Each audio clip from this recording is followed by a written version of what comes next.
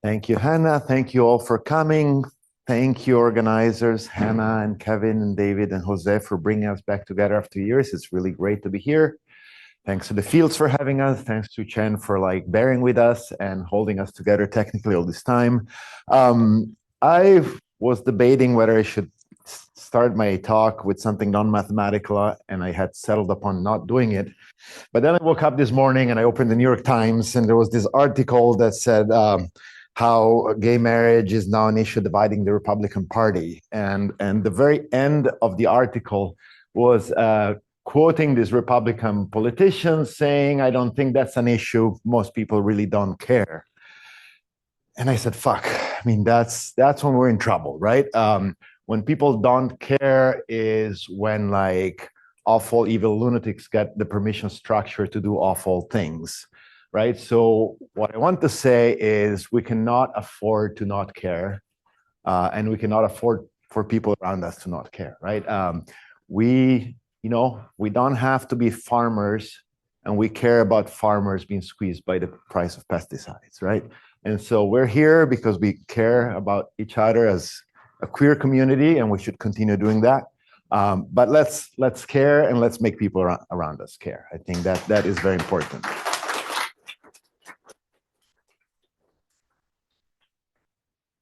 All right, so now that the serious stuff is over, right? Let's go to the fun stuff, right? I want to tell you a little bit of a story about how tropical methods enter the realm of enumerative geometry, and I want to sort of my goal is for it to be sort of a little bit fun and not too technical heavy. But please talk to me if you want to know more the nitty-gritty stuff. And I'm also not assuming that everybody here is an enumerative geometer. So I'm starting with my canonical slide about enumerative geometry. Enumerative geometry is a branch of mathematics that deals with questions that form how many of your favorite geometric objects, such as Mickey Mouse, satisfy your favorite geometric conditions, for example, being smiley and wearing a hat, right?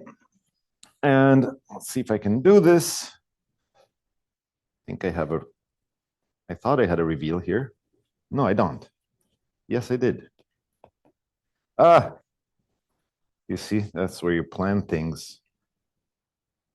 Okay, well, I had a reveal, which spelled example here, and now only example survived.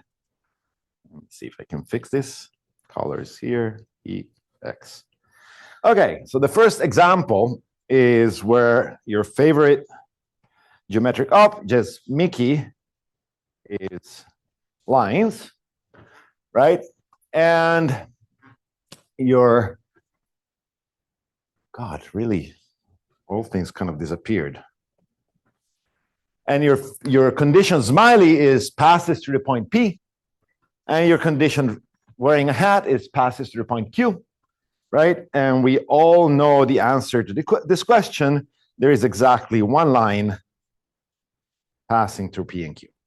Right? So this is the first example of enumerative geometry. So you've all done enumerative geometry at some point in your life, right? The second example is a little bit more interesting. Let's see if I can do it without erasing. There we go.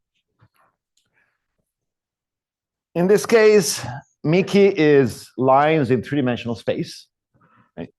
And Smiley is passing through two light green lines in general position, thrown at random into R3. And wearing a hat is passing through another couple lines in general position. And at this point, it's not, unless you've seen this question, and then it's of course, right?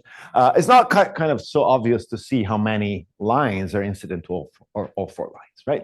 And back in the late 1800s, my forefathers, the Italian School of Algebraic Geometry, they solved this question with some creativity. By this, I mean they introduced this principle that they call the principle of conservation of numbers, right? They said, essentially in modern languages, it's like numbers are a discrete set, right? And so if you wiggle your lines, the number of solutions to your enumerative problem should not change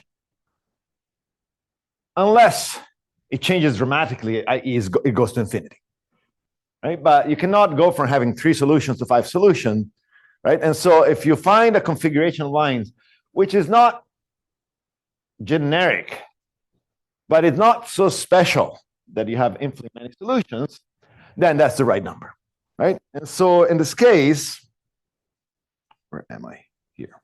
In this case, if I bring my 2 lines, my 2 pairs of lines to kind of pairwise intersect, right?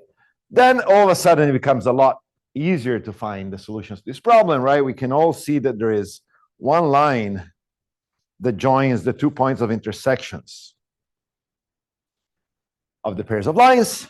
And then there is another line that is staying. So each pair of lines spans a plane, right?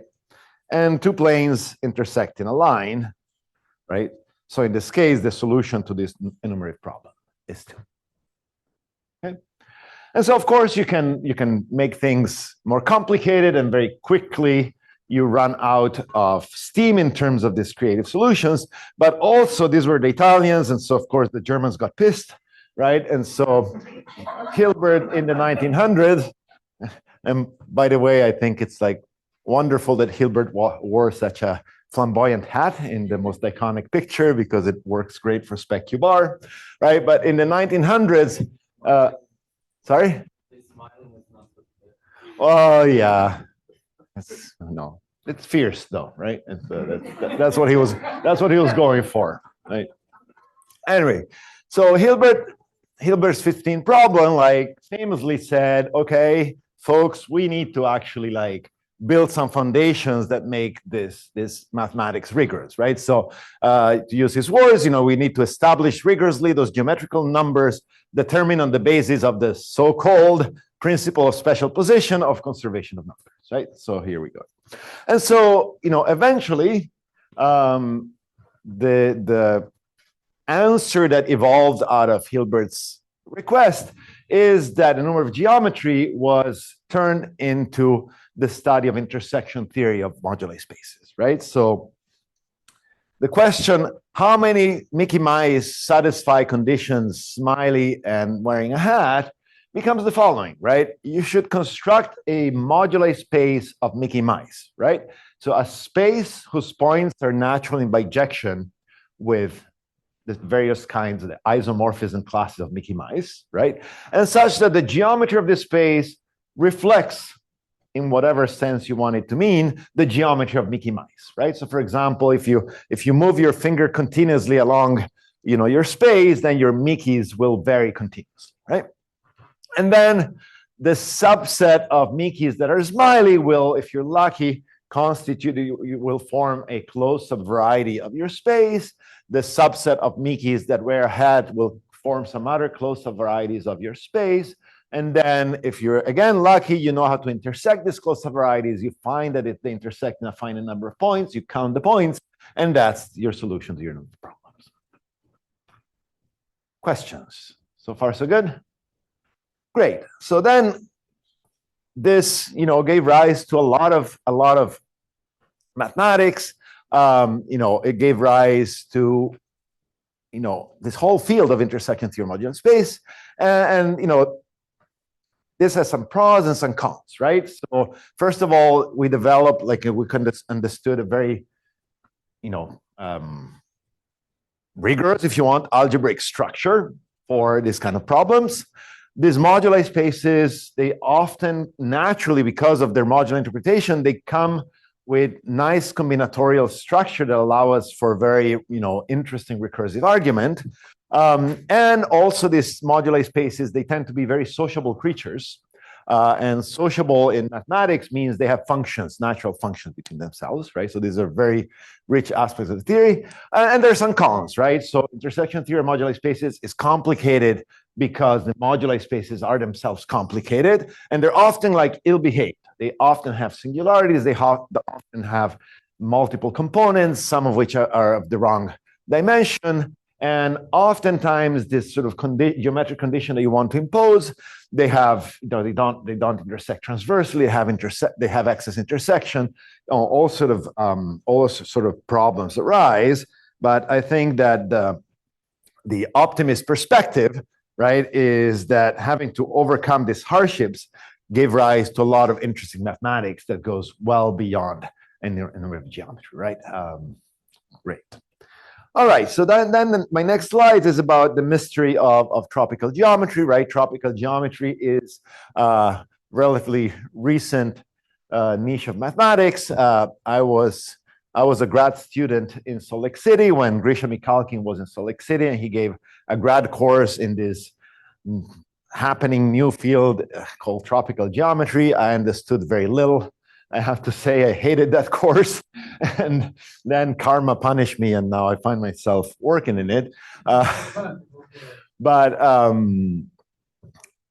it's an interesting field where the perspective is you should degenerate algebraic geometric objects to piecewise linear objects, right? You should find some sort of combinatorial shadow of algebraic geometric objects. Count these combinatorial objects with some combinatorial multiplicities. And then sort of the mystery of tropical geometry is that many times, once you do this process correctly, you end up getting the correct algebraic counts, right? So here's my little picture here.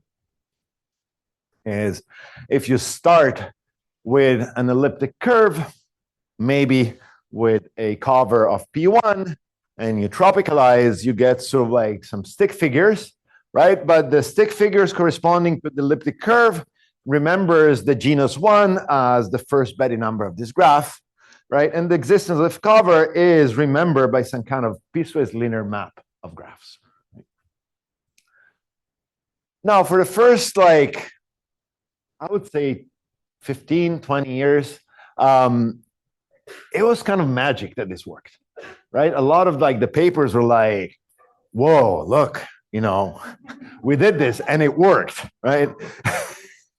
And, you know, it's great to be, you know, witnessing a field in its infancy, right? When it's really like a baby that puts everything in its mouth and it's amazed by it, right? And then it's great to see the field kind of realizing, like, you know, what and how what they're doing, you know, has meaning and it's happening. And I think, Chris, you would probably agree with me that at this point, like, tropical geometry has gone beyond the toddler phase, right? And we now actually understand a lot as of why this magic happens, right? And so tropical geometry is a lot more vast than just its application that I'm going to tell you about. But in the little niche of tropical curve counting, I want to reveal some of the secrets of why these things work. Okay, and sort of the running example, there's a couple examples that I want to use to illustrate how this works. The first example is Hurwitz numbers. Here, another picture of another fierce German. In this case, is the mustache that is especially appealing for this conference. Nothing, you know, nothing to envy to Tom Selleck on this. So Adolf Hurwitz, right, he started the count of ramified covers of Riemann surfaces, right? So the Hurwitz number, HGR of X, right? I'm going to focus on a particular kind of Hurwitz numbers called the double Hurwitz numbers, right?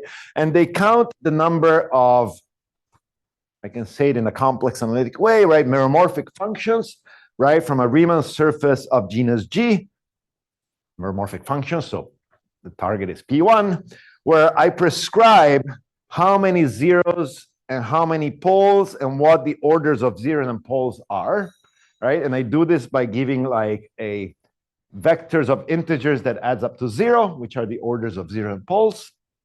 And then by the Riemann-Hurwitz condition, right, any such meromorphic function will have another fixed amount of ramification, and I'm going to require this ramification to be simple ramification, right? So only one point where the local analytic equation is y equals x squared, and all the other points where it's a local isomorphism.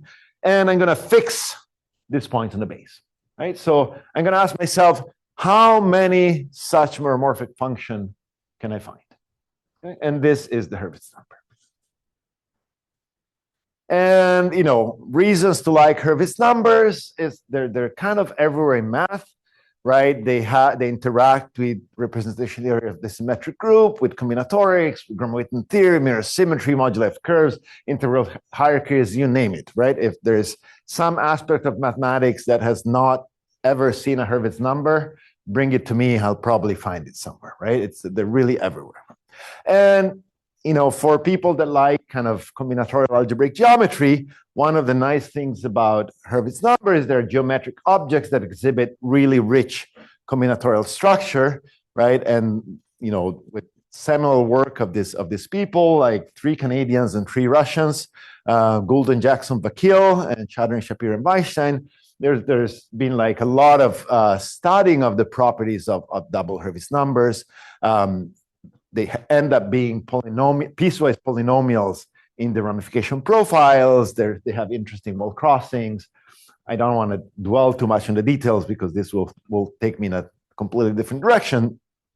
But I had this slide to show this is not like a random thing to care about. Also, so David would not ask me the question at the end of the talk. Cool.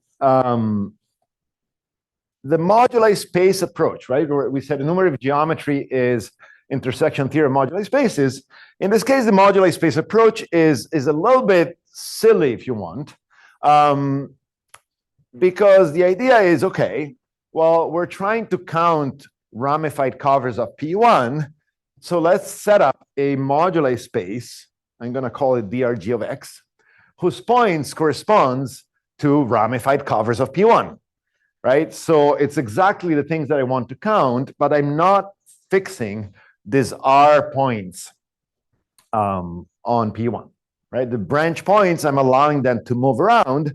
So now, instead of a finite number of points, I have a whole space worth of covers, right? But this moduli space comes with a natural forgetful morphism. This is what I was saying when I said these moduli spaces were sociable, right, to another moduli space of divisors on P1, right? Because if a cover walks up to you, you can punch off the source curve, you can forget about the map, and only remember the target together with its branch divisor. And so you get a natural function from this moduli space DRG to the moduli space divisors on P1. And in a natural way, the double Hurwitz number is the degree of a zero-dimensional cycle. Right? Take just a single point on this moduli space of divisors, pull it back, get this branch morphism. That's a zero-dimensional cycle whose degree is the number of covers with that fixed branch divisor. Right? So this is the picture, right? I have a point that amounts to fixing all the branch points downstairs, and what I'm counting upstairs is exactly the numbers I want. So they should be underwhelming. Yes. So you're fixing a target P1 with some location of branch points, and you're counting how many covers it has. Yes. You could also fix a source curve, right, and ask how many. Wonderful. It has. That's about 5 slides away. Okay. Yeah, but that's my second example. Yeah. I mean, there's a wealth of possible related enumerative problems, and I got lucky that that's actually my second example, so I'll be able to say something. Yeah, but anyway, this approach should be a little bit underwhelming, right? Because in a sense, I mean, we set up a moduli space that was exactly the things that we wanted to count it. We made things more complicated, and then we made things simple again by saying just look over a point, right? So that it doesn't seem like a very interesting approach, but again, when I was a postdoc at Michigan, Hannah Marquig was a postdoc at Michigan with me, and at the time, what she did professionally was going around looking for kind of dumb algebraic ways to formulate problems and rephrase this. Well, the positive way of saying dumb is natural, right? And rephrase this natural approach, right, in tropical terms, right? And so what she did, she's like, well, what if we, create a moduli space of tropical, covers of a tropical P1, which are some kind of combinatorial objects, which give a rise to a tropical forgetful morphism to a tropical modular space of divisors. And what if I can count the degree of these inverse images in a natural way, right? And so she did, and eventually we came up with this paper called Tropical Hurwitz Numbers. And these tropical objects, these tropical covers of P1 look as follows, right? So the tropical P1 is just a line, right? The branch points on this line are just points on this line. And the tropical covers are metric graphs, or trivalent metric graphs with an orientation, with a piecewise linear map to this P1, so that over each of the branch point, I have sort of a trivalent vertex. The genus of the curve is the Betti number of the graph. The ramification profiles over 0 and infinity are numbers I assign to the edges that go off to 0 and infinity. And then I ask for all edges to get some weights that are obtained by what's called the balancing condition, which is, I like to think of it in terms of like, imagine this is a network of pipes and water is flowing and the pipes don't leak, right? So if I have 3 and 5 gallons of water per minute going through this junction, then I must have 8 here. And then when it splits, maybe I have 6 and 2, but maybe I have 5 and 3, and so on and so forth, right? So these are the kind of moduli space, the kind of objects that our moduli space are parameterizing. And to compute the Hurwitz numbers, what we should do is we should fix the location of these green points and look for all possible graphs that have trivalent vertices over this point with this other kind of discrete invariance fixed, and count them with some multiplicities that happen to be the product of the weights of all the internal edges. And if these covers have automorphism, we have to divide by automorphism. And the theory, and this things is in a natural way the degree of the tropical morphism, and we call this the tropical Hurwitz numbers. And the theorem is that tropical Hurwitz numbers agree with classical Hurwitz numbers, right? So there is this sort of combinatorial algorithm, to compute algebraic Hurwitz numbers. Questions, comments? Yeah.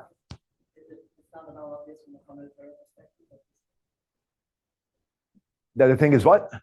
This is even a positive integer? No, I mean it is a positive integer because all the weights are non-negative numbers, right? Positive number. Oh, we're dividing here, but that's also this is the order of an automorphism group, right? So that's also a positive number. Oh, I mean they are rational. Hurwitz numbers are rational numbers. Yeah. Sorry. Yeah. That's another story, right? So when we count geometric objects, we don't always get integers because the right way to count geometric objects is if they have automorphism, we divide by the order of automorphism, right? So these are rational numbers. Yeah, thanks for that observation. Okay, so here's a couple examples of how this works and why this can be actually an interesting thing to do, right? So if I compute the Hurwitz numbers corresponding to genus 1 covers of P1 of degree 3 that have full ramification 3 and minus 3 over 0 and infinity, I need to, I have 2 trivalent vertices to get myself a graph with Betti number 1. And there's not much I can do. I can just make this sort of candy wrapper kind of graph, right? I have to start at 3. I have to end at 3. And I have to split my water flow, among the 2 pipes. And the only way to do it is 2 and 1 up to isomorphism. I could also do 1 and 2, but that's an isomorphic configuration, right? And so my algorithm tells me that the Hurwitz number is 2 times 1. There's no automorphisms. If you're wondering, like, can I flip these two edges? No, because I have labeled the edges 2 and 1, and automorphisms need to preserve all decorations, right? And so the Hurwitz number is 2. And if you have another favorite way to compute this Hurwitz number, you can check that I've been honest, right? But in particular, so if instead of like thinking of a single Hurwitz number, so 3 and 3, now I say, well, let me make this a function of my ramification. Let's say it's ramification d and d, where d is a variable. Then, in this case, the polynomiality of this Hurwitz number becomes kind of transparent via this algorithm, right? Because, again, the only graph I have is this candy wrapper graph. But now I have a finite number of ways that I can label my internal edges, I and d minus I. And so the Hurwitz number is obtained as a sum over a one-dimensional, over the integral points of a one-dimensional polytope, namely an interval, right, of a polynomial function. And so a polynomial in I and d. And so that's obviously a polynomial in this case, right? And so this algorithm allowed us to see in a very sort of elementary way some of the polynomiality and piecewise polynomiality properties of Gould and Jackson and Bakio. And in fact, it was what allowed us to be able to compute wall-crossing formula in arbitrary genus, which at the time was not doable. Any questions on the algorithm? Cool. Now, why does this work, right? And how does it relate to this moduli space approach? Well, so we had, over the course of many years, we gave multiple proofs of this tropical correspondence theorem, but the one that fits best with this talk is, well, it's really the tropical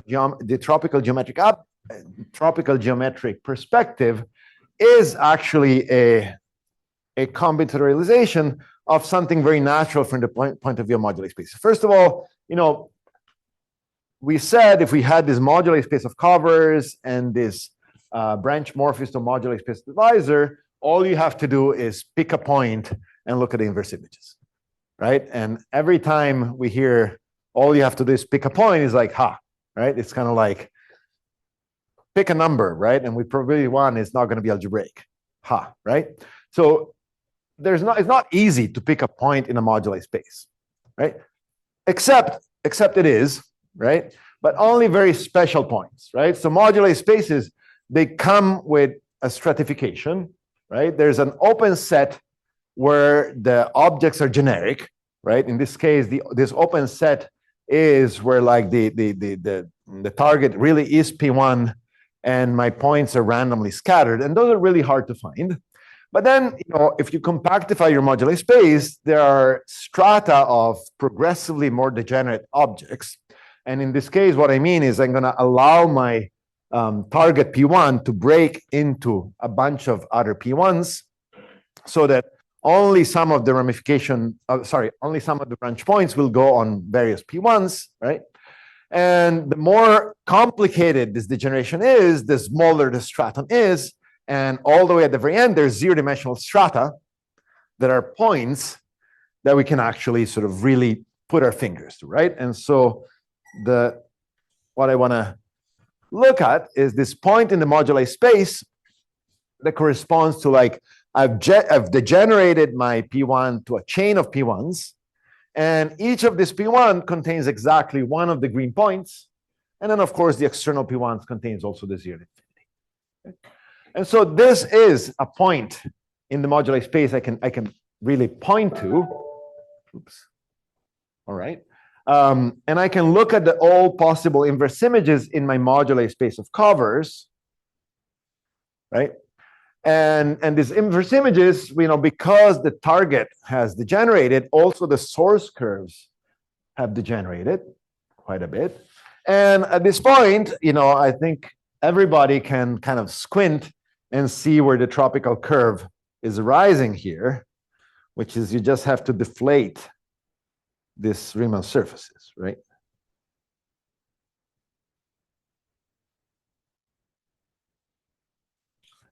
So there's really a natural bijection between sort of the tropical curves that we're counting and this degenerate covers of lying over this stratum, right? So then the little thing that needs to be kind of fiddled with is, I mean, these are stacks, right? So these points really come with weird multiplicities, and these weird multiplicities, weird algebraic stacking multiplicity end up matching perfectly with this combinatorial kind of like weights that we give the tropical curves. So that's in a sense is the content of that problem. Okay, yeah. That all the components of the source curve should have G0 once I degenerate. Yes, that's a Riemann-Hurwitz count. Yeah. It's just because every target has at most three branch points, and not only that, but one of them is a simple ramification. Of course, you can have covers of higher genus that branch only at 3 points, but you need more interesting than just simple ramification. More than one. Sorry, yeah, you know what I meant. Cool. All right. So far, so good. Great. So my next, oh, sorry, one more question, which is okay. So what I've shown so far is that the natural moduli space approach of counting Hurwitz numbers allowed us to develop a tropical perspective to compute Hurwitz numbers. But in a sense, again, it would be even more satisfying if we could obtain the Hurwitz number as an intersection number on the moduli space of curves, not on this ad hoc moduli space of covers, right? And the first answer that we can give is like, well, I mean, certainly we can view this moduli space of covers as a sub-locus of the moduli space of curves, right? The curves that emit a cover.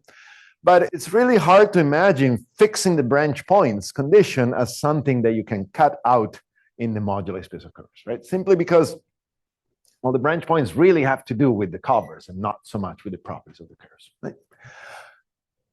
But we'll come back to this question with a better answer on the last slide. But for now, I want to switch to my other running example, which is sort of exactly what Hannah was asking about. So this is another sort of enumerative problem. And again, I'm going to start with a space of covers of P1 by higher genus curves. But now I'm gonna sprinkle this cover with n additional points, P1 to Pn. Those are just random points, right?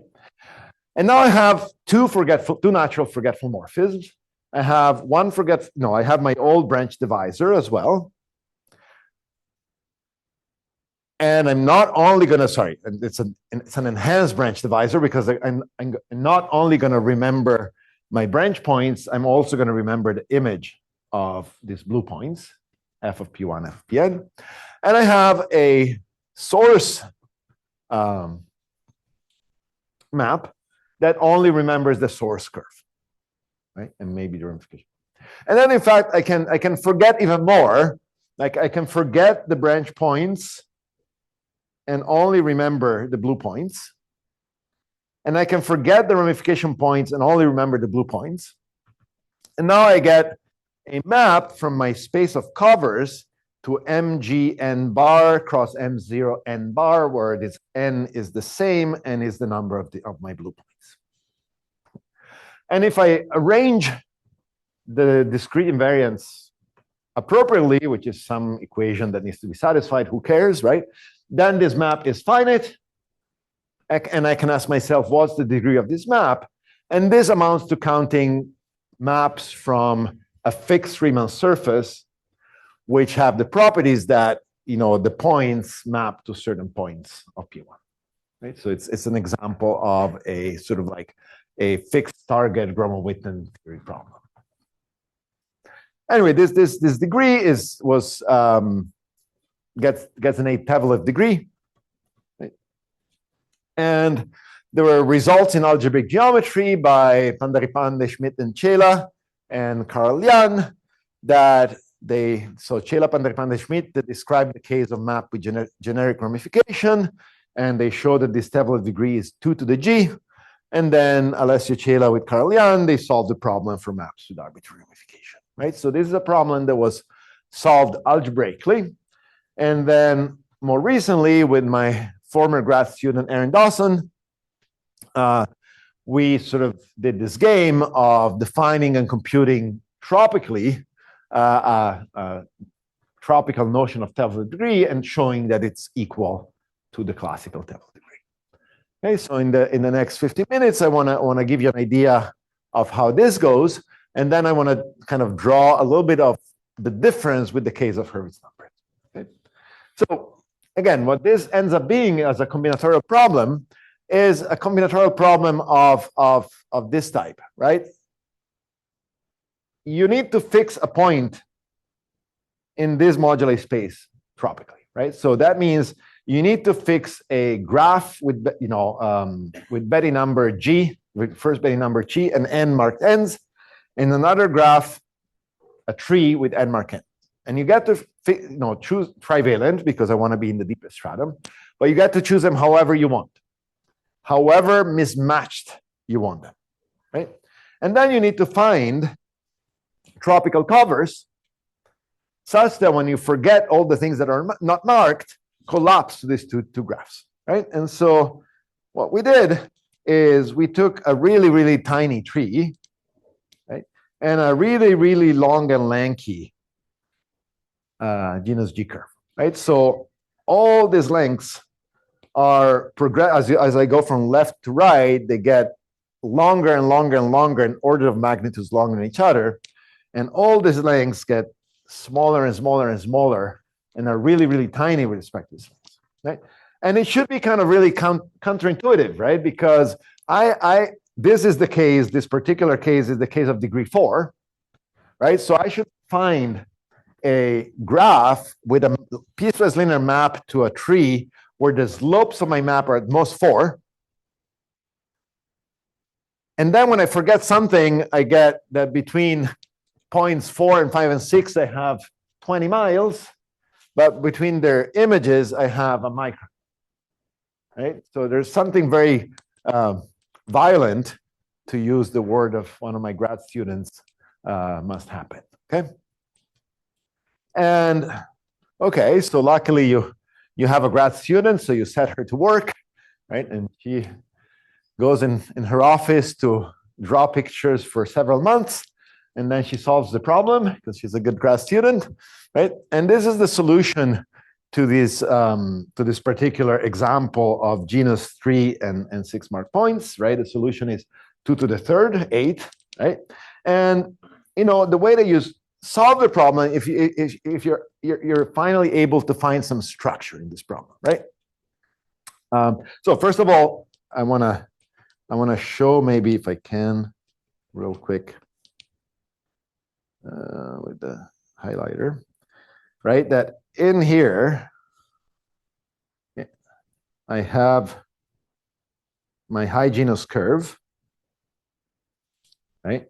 And for example, when you start forgetting the black ends, the kind of phenomena that happens is that this red end right here, right? Because all of these black ends are forgotten, right?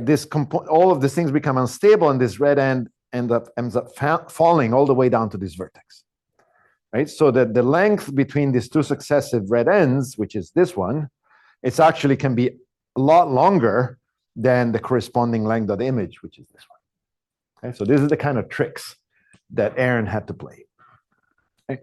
But the structure that we were able to find is that all these graphs can actually be constructed by looking independently to kind of the genus part of the graph. So the part of the graph that doesn't really know or care about the marked points, but is only creating the genus.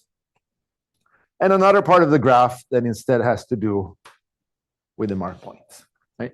And, she was able to organize this count in this grid where the rows have the same genus part, right? If you notice, this green part remains the same across rows.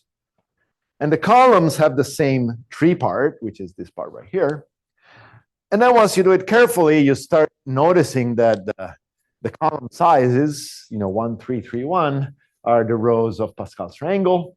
And you're able to find a combinatorial algorithm to sort of prove that that's the case, and that's how you get to the G. right? So that was Aaron's PhD thesis, which I thought was really, really nice.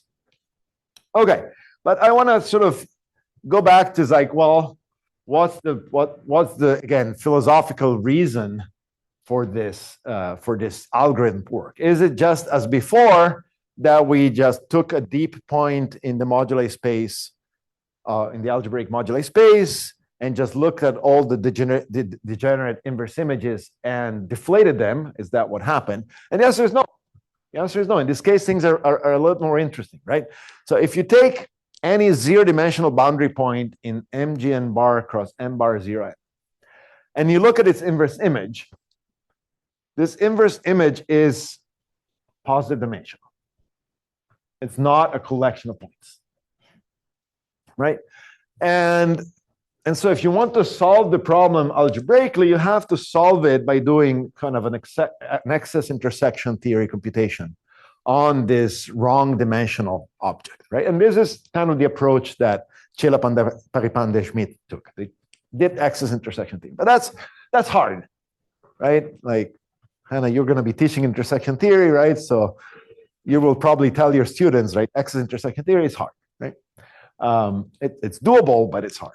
Right? And so the kind of amazing thing of tropical geometry is that the edge lengths of tropical curves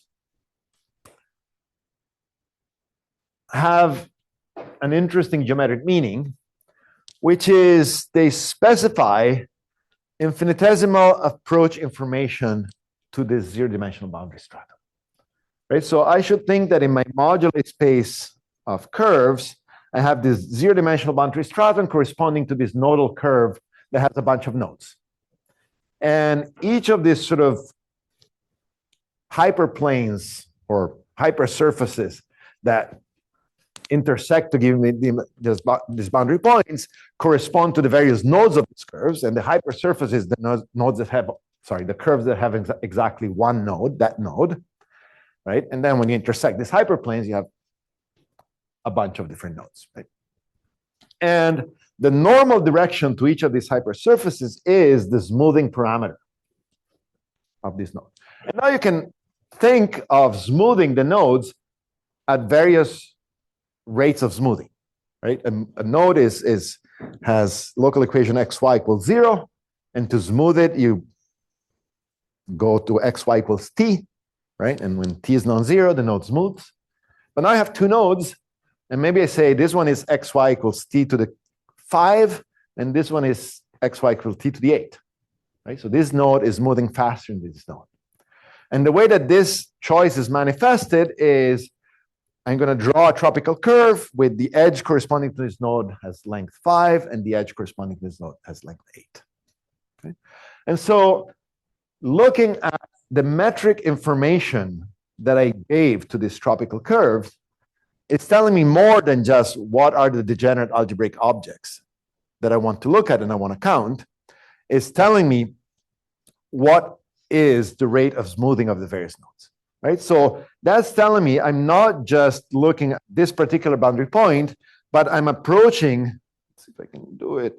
I'm approaching this boundary point asymptoting like a particular one-parameter subgroup of a torus. And so now, if I blow up this boundary point, I can now sort of find another zero-dimensional boundary point here in this blow-up whose inverse image is now finite. Okay. So the tropical geometry in this case did not just tell me how to look at algebraic degenerate objects, but it also prescribed some sort of like birational transformation of my moduli space so that I could find zero-dimensional strata on this birational transformation that had good behavior in terms of the inverse image. And so going back to the original question about Hurwitz numbers, we said, could Hurwitz numbers be cut out in the moduli space of curves as intersection numbers? Well, the answer is still no, right? But with Dhruv Ranganathan and Hannah Markwig, which here we're portrayed right before going to a high table dinner in Cambridge, hence we look like really funny people. If you enhance your perspective to not just look at the chow ring of the moduli space of curves, but you look at the log chow ring of the moduli space of curves, which again, what this means roughly speaking is don't only consider moduli space of curves, but consider also all birational modification of it obtaining by blowing up strata along the stratification. Okay? And then at that point, both the birational model of MGN bar that you need to compute Hurwitz numbers and the classes that you need to intersect it as an intersection number can be explicitly obtained by the moduli space of tropical numbers. And so in a sense, our theorem about tropical Hurwitz numbers from 15 years ago was actually giving a prescription for how to translate the double Hurwitz number problem to a problem of intersection theory, not on the chow ring of MGN bar, but on the logarithmic chow ring of MGN bar. So this is what I have. I hope I have entertained and slightly given an idea of what tropical methods are. And thank you for your attention.